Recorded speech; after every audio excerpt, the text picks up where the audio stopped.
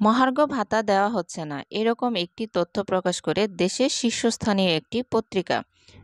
কিন্তু অর্থ উপদেষ্টার কাছ থেকে জানা যায় ভিন্ন কথা।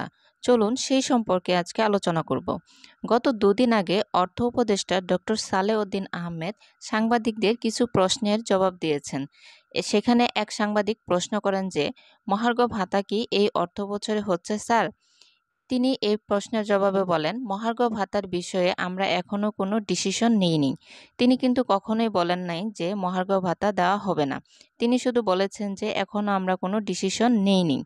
পরে আরও একজন সাংবাদিক প্রশ্ন করেন যে, একটি পত্রিকায় প্রকাশিত হয় যে মহার্ঘ ভাতা বন্ধের ঘোষণা দেওয়া হয়েছে।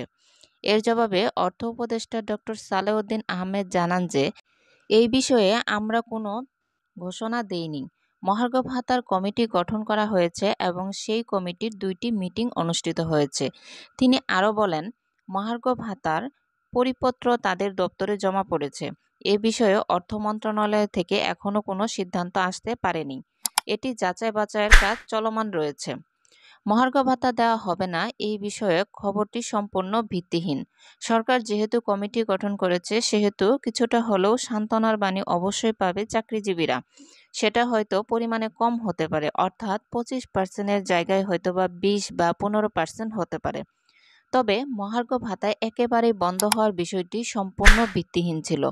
মূলত মহার্ঘ ভাতার বিষয়টি সামনে আসার পর থেকেই বিভিন্ন অর্থনীতিবিদ ও রাজনীতিবিদ এর বিপক্ষে চলে যান।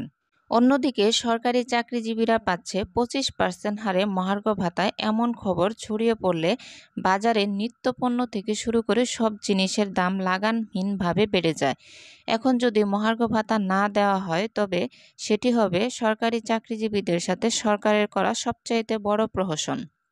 এখন দেখার বিষয় কোন মাসের বেতনের সাথে যুক্ত হয় বহুল আলোচিত ও বহুল প্রত্যাশিত এই মহার্ঘ ভাতা।